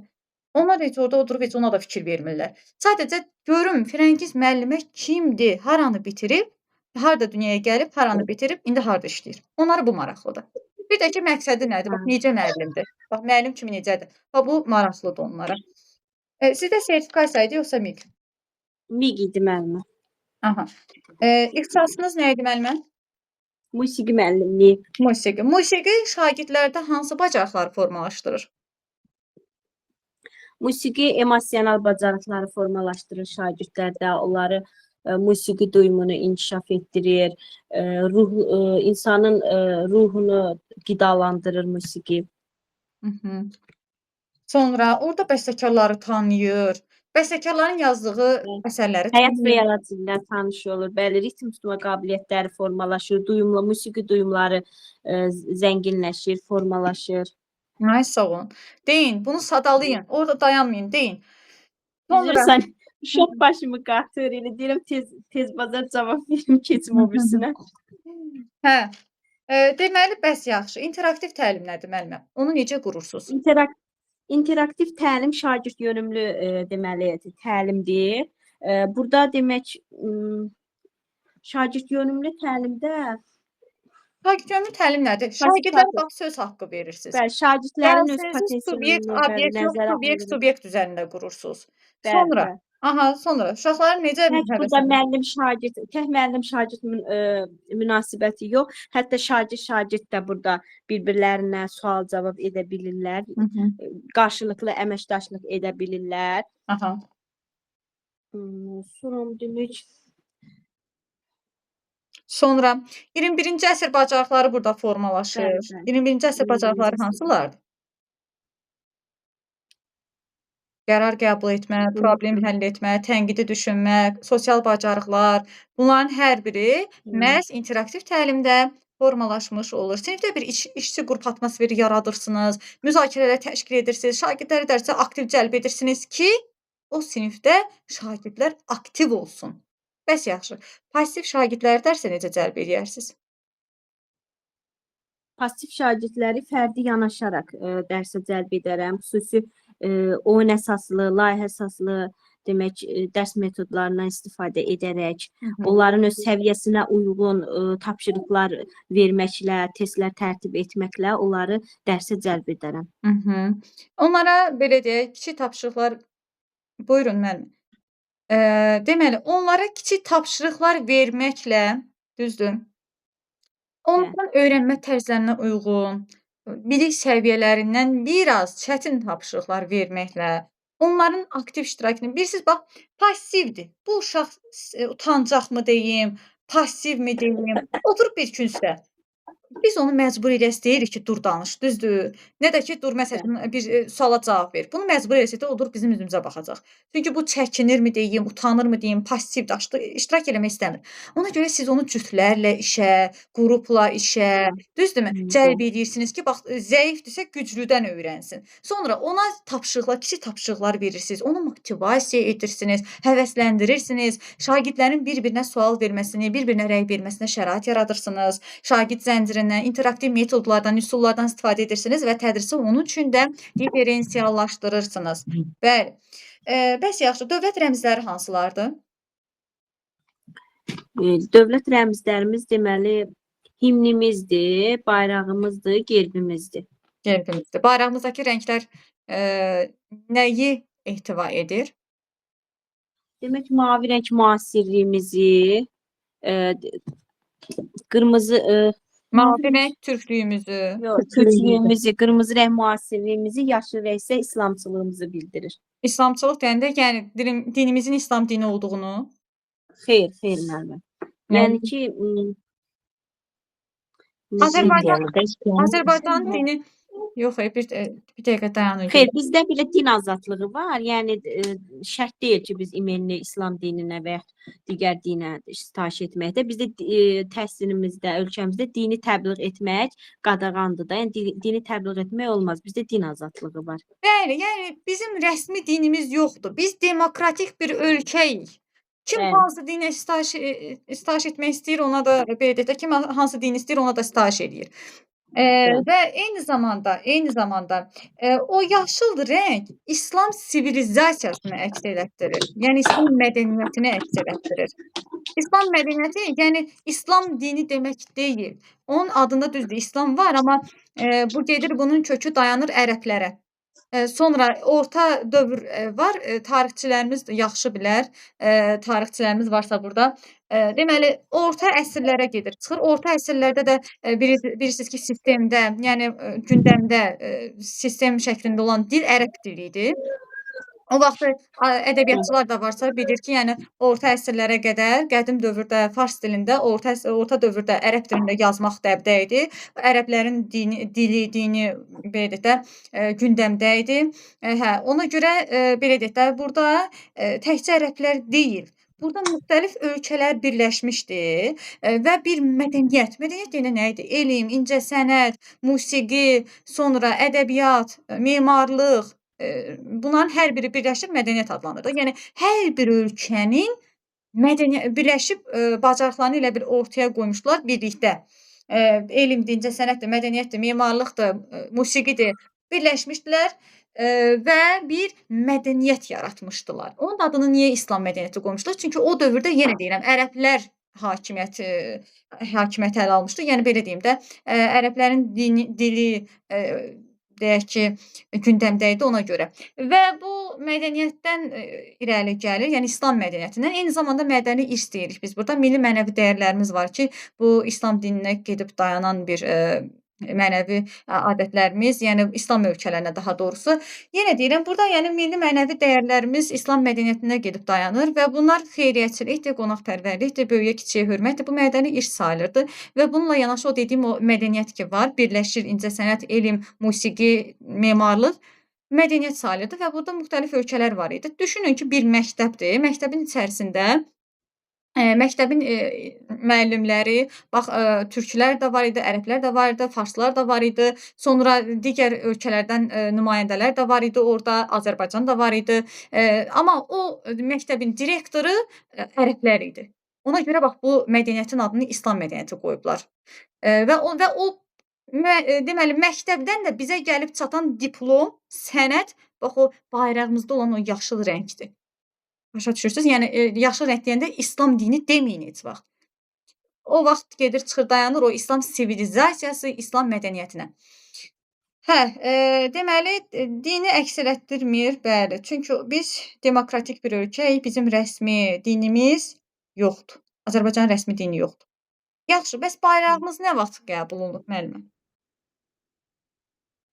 Dövlət bayrağımız Hı -hı. 95-ci ildə sonuncu dəfə səhv etmirəmsə. İlkin olaraq nə vaxt qəbul olunub? Bax, ilkin olaraq deyəndə ağlımıza o dəqiqə gələcək nə? AXC. Azərbaycan Bəli, xalqı. bəli.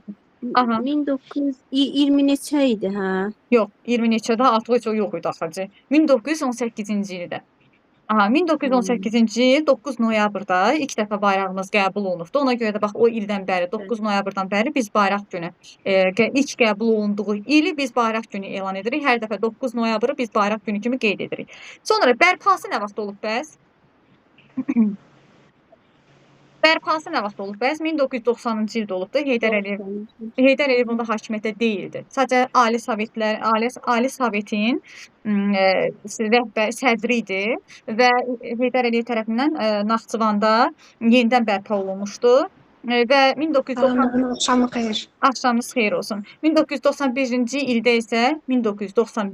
ildə isə nə olmuşdu? Deməli, bayrağımız qəbul edilmişdi. Təsdiq edilmişdi. Bəli, təsdiq edilmişdi. Sonra himnimiz nə vaxt qəbul olunubdu? Elə bil ki, bunlar belə gedir də, Firəngiz müəllimə. 91, 92, 93. Bunlar belə gedir. 91, 92, 93. 91-də dövlət bayrağımız təsdiq olunub. 92-də himnimiz təsdiq olunubdu.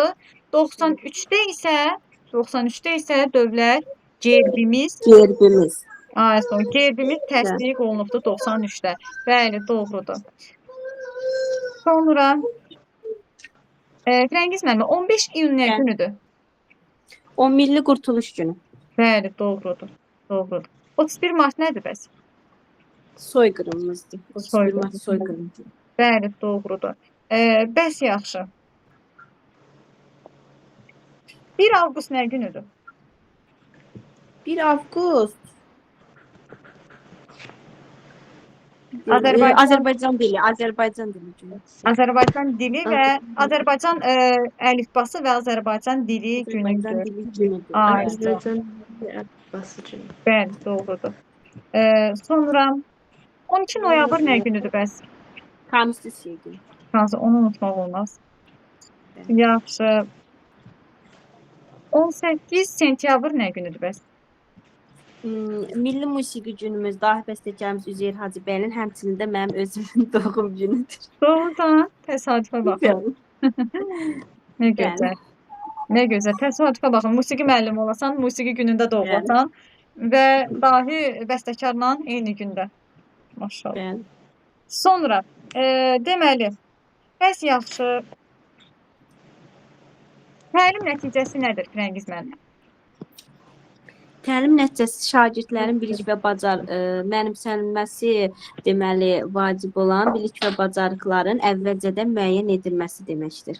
Mənimsənilməsi nəzərdə tutulan bilik və bacarıqların əvvəlcədən müəyyənləşdirilməsi deməkdir. Sonra təlim nəticəsini nədən müəyyənləşdirirsiniz? Necə müəyyənləşdirirsiniz? Müəyyənləşdirərkən nəyi nəzərə alırsınız? Ətraflı danışın. Gözləməyin ki, onlar sizə sual verəcək.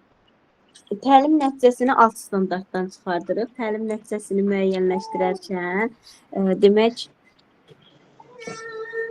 nəyə nəzərdə alır? Unutdum bir anlıq. Biraz istiqamət verin müəllimə, yadıma düşsün. Deməli, təlim nəticəsini müəyyənləşdirərkən smart planlama texnikasından istifadə edirsiniz. Bəli, dəqiq olmalıdır, aydın olmalıdır, bəli, əl çatan olmalıdır, ölçülə bilən olmalıdır. Hər bir şagirdin demək öz bilik səviyyəsini nəzərə alaraq biz onu demək tərtib etməliyik ki, müxtəlif intellektə sahib olan şagirdlər dərsi mənimsənilməsi onlar üçün əl çatan olsun. Şagirdlərin bilik və bacarıq potensialına uyğun şəkildə müəyyənləşdirmək lazımdır. Düzdürmü? Bəli. Diferensial yanaşmalıyıq şagirdlərimizə təlim nəticəsini demək yəni bilik və bacarıqlarına uyğun şəkildə deyəndə müəllimə, belə deyək də, burada şagirdlər üçün əl çatan olmalıdır, ölçülə bilən olmalıdır, sonra qiymətləndirilə bilən olmalıdır, resurslar, real imkanlar nəzərə alınmalıdır. Bəli, doğrudur müəllimə. Azərbaycanın qeyri-rəsmi rəmzləri hansılardır bəs?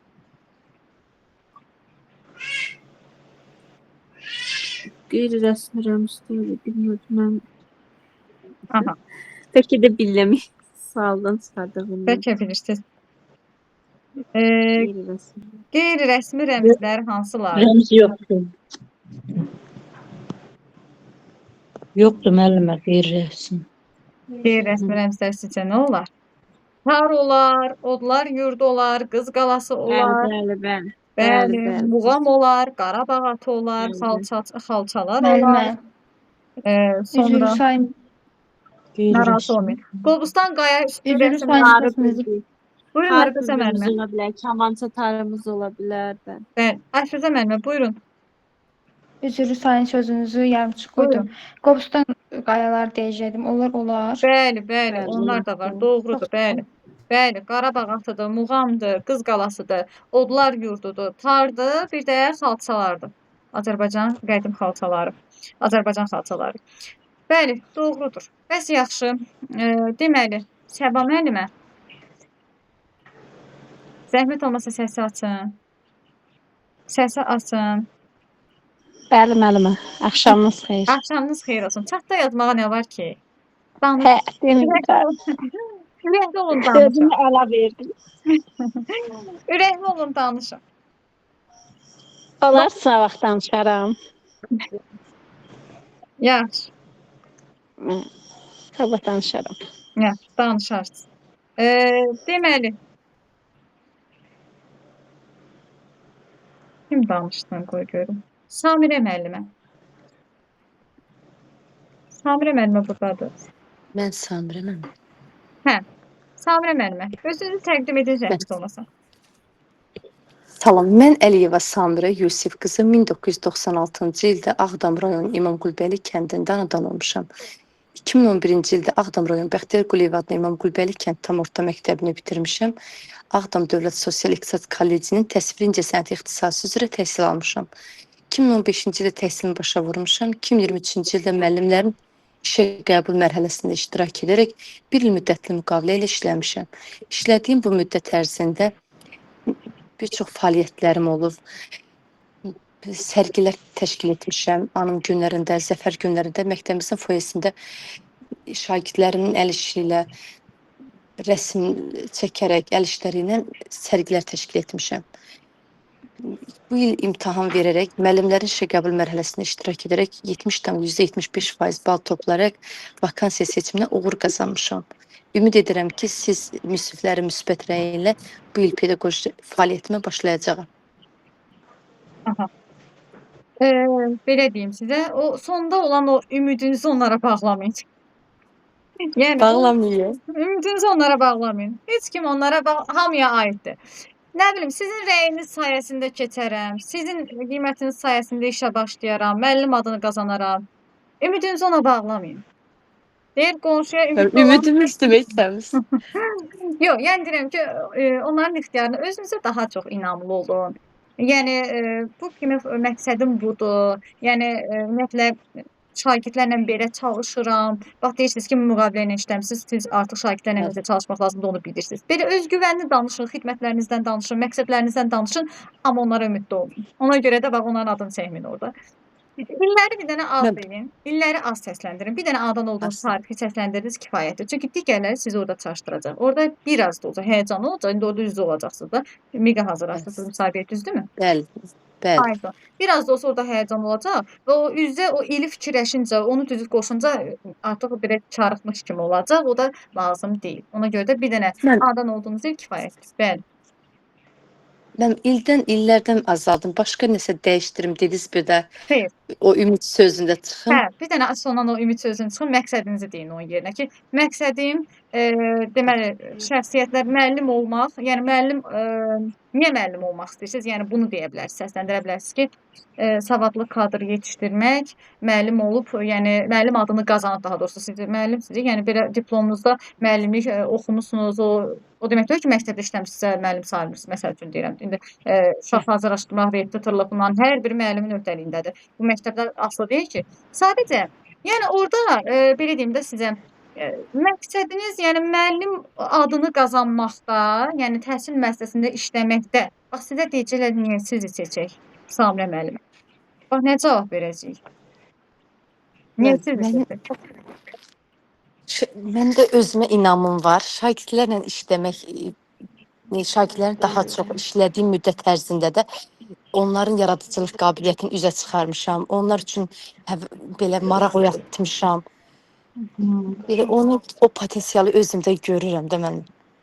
Bilirəm ki, o işlər onları daha çox öz üzərimdə də işləyərək. Ayşə, şagirdlərlə işləməyi bacarıram ona görə. Şagirdlərin ümumiyyətlə məqsədim müəllim adını qazanmaq, dövlətə, cəmiyyətə yararlı, savadlı bir mütəxəssis kadr yetişdirmək, müstəqil həyata hazırlamaq, şagirdləri bir müstəqil həyata hazırlayıb şəxsiyyət kimi yetişdirmək, Azərbaycan ruhunda tərbiyə. Bax, bu nə ki, müəllimin vəzifələri ki var. Bax, onların hamısından danışın ki, yəni o məndə var. Yəni mən müəllim adını daşıyıb, yəni bunlara vəzifə funksiyalarımı icra edərək bunları həyata keçirəcəm. Yəni özümə əminəm. Yəni bunlardan danışın ki, bax uşaqları müstəqil həyata hazırlamaq, savadlı kadr yetişdirmək, dövlətə, cəmiyyətə yararlı şəxsiyyət yetişdirmək, onları Azərbaycançılıq ruhunda tərbiyə etdirmək və eyni zamanda şagirdlərlə işləmək qabiliyyətim, bacarığım olduğu üçün, yəni belə deyək də, məncə bu ada layiqə. Layiqə. Ayson, layiqə. Belə deyəcəksiniz ki, yəni özümə inanıram. Sonra bəs yaxşı, müəllimlərin hüquq və vəzifələri hansılardır? Müəllimlərin hüquq vəzifələri odur ki, hər bir şagirdin hüquqları var, müəllimlərin də həmçinin. Müəllimlərin hüquq vəzifələri əslində bilirəm müəllim. Bax, şagirdlərin hüququ odur ki, hər bir şagirdin təhsil almaq hüququ var. Hər bir şagirdin müəllimin özünü inkişaf etdirmək, yeni çıxan resurslardan istifadə etmək, öz üzərində çalışaraq özünü daha geniş. Müəllimin özünü inkişaf etdirməyi onun hüququdur yoxsa vəzifəsi? Onun vəzifəsidir. Vəzifəsidir. Bəli. Peşəkar inkişaf deyirik. Metodik bacarıq deyirik. Müəllimin nə idi? Vəzifəsidir. Vəzifəsi. Sonra başqa vaxt bir müəllim kimi sizin vəzifəniz nə ola bilər? Keyfiyyətli təhsil vermək, şagirdləri şəxsiyyət kimi yetişdirmək, onların təhlükəsizliyini qorumaq, psixoloji, fiziki, mənəvi, hər cürə. şiddətdən, zorakılıqdan qorumaq. Sonra deyə bilərsiniz ki, bax, nizam-intizam qaydalarına əməl etmək, pedaqoji işçilərin şərəf və ləyaqətinə hörmətlə yanaşmaq, məktəbdənkənar, deməli, məktəbdənkənar məşğələlər, məktəbdənkənar fəaliyyətlər, sonra tədbirlər keçirmək, sonra sertifikasiyadan keçmək, sertifikatlaşdırmadan keçmək sizin vəzifənizdir. Başqa məsəl üçün deyə bilərsiniz ki, əməkdaşlıq. Bax, yoldaşlarınızla əməkdaşlıq sizin vəzifənizdir. Sonra etik davranış qaydalarına əməl etmək. Etməyəcəksiniz, etməyəcəyik, 1 il müddətində kənarlaşdırılacaq. Deyilmi? Ona görə də əməl etmək məcburiyyətindəyik. Səsləri bağlayın zəmində. Samirə müəllimə başqa. Səsləri bağlı saxlayın.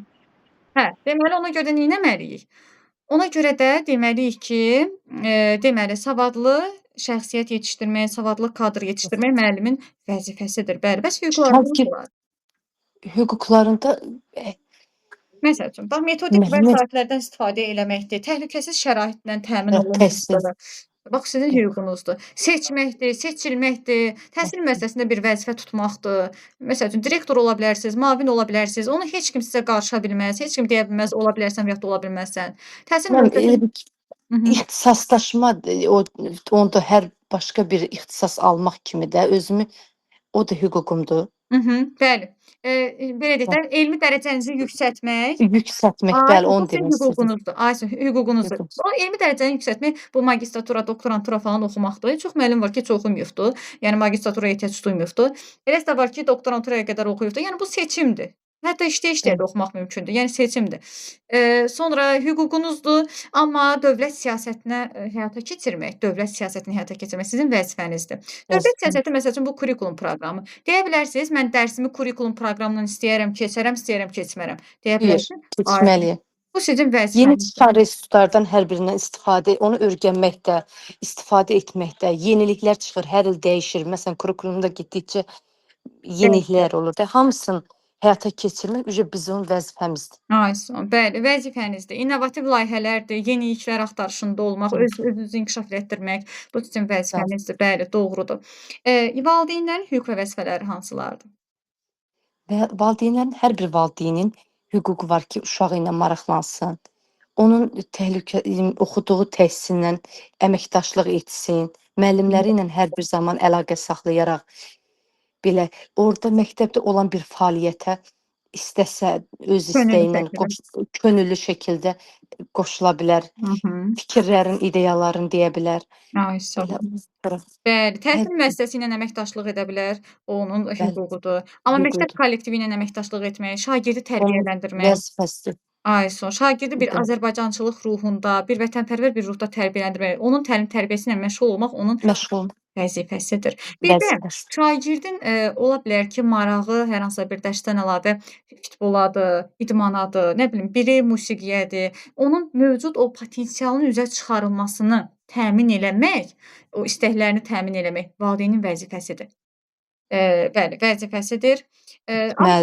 Amma şagirdlərdə nədir bəs? Şagirdlərin hüquqları hansılardır? Şagirdlərin hüququ, hər bir şagirdin təhsil alma hüququ var. 9-cu sinifə qədər də vacib, icbaridir, məcburidir, bəli. Onunsa sakit məktəb avadanlıqları ilə, kitablarla istifadə etmək onun hüququdur. Sağlam bir mühitdə təhsil almaq onun hüququdur. Bəli, sağlam psixoloji bir mühit, psixoloji bir dəstək almaq, pulsuz psixoloji yardım almaq onun hüququdur. Biliyinin qiymətləndirilməsini yenidən tələb etmək onun hüququdur. Amma sağlam həyat tərzi keçirmək onun vəzifəsidir. Bəli, doğrudur. Bir də yoldaşları ilə əməkdaşlıq, bağışlayın, buyurun mənim. Vəzifəsidir mənim. Bəli, əməkdaşlıq həmişə vəzifədir. İstər müəllimdə, istər şagirddə. Bir də ki, o olimpiyadalarda iştirak etmək, yarışlarda iştirak eləmək, tədbirlərdə falan, bunların hər biri onun hüququdur. Yəni, heç kəs qarışa bilməz ki, sən iştirak edə bilərsən, yoxsa bilməzsən. Şagirdin işinə heç kəs qarışa bilməz. Ona görə də bu nə idi? Bu, heç kəs onu məcbur edə bilməz. Məsəl üçün, uşaq var ki, 11 ildir məktəbə oxuyub, bir dənə də olsun yarışlara, nə bilim, tədbirlərə, bilik yarışlarına, olimpiyadalara getməyib. Çünki onun hüququdur. İstəyər gedər, istəyər getməz.